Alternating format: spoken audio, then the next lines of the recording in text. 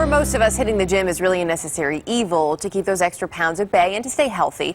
But for people with exercise bulimia, exercise is actually a desperate compulsion to purge any calorie that they think is in their body, and it can really put their lives at risk. What makes this eating disorder, though, even more dangerous is it is hiding in plain sight. Callie Carlin of CBSNews.com has more.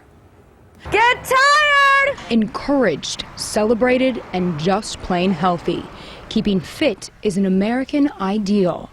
Started off innocently, maybe 3 or 4 times a week. For Robin Yamanaka, working out seemed perfectly normal. Yep, there you go. Tuck your chin. After all, she is a professional fitness trainer.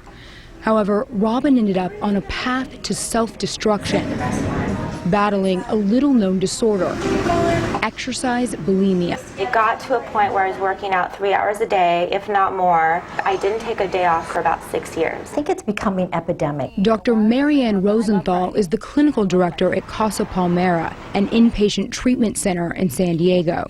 An exercise bulimic is focused on the ritual of exercising, and that is that method of purging. People think that they get a pass because they're not vomiting, they're not using laxatives, so they're not really purging. And they will say it's very hard to diagnose because exercise is great, right? I have more health problems than someone that's overweight because I was underweight. There's fatigue, there's reproductive problems, there's depression, there's anxiety. Robin was exercising herself to death. Her bones had weakened to the equivalent of a 65-year-old female. She suffered from osteoporosis, a stress fracture, and lost her period for 8 years. It's an addiction. When people are really heavily into their addictions, they can't stop without help.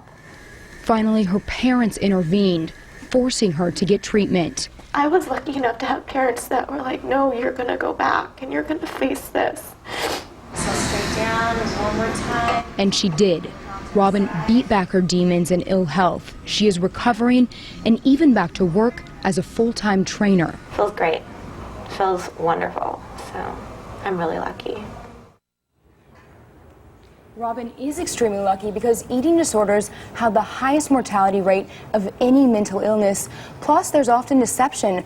Robin was so desperate to keep exercising that she would tape sand weights to her stomach during weigh-ins with her therapist to hide the fact that she was losing weight.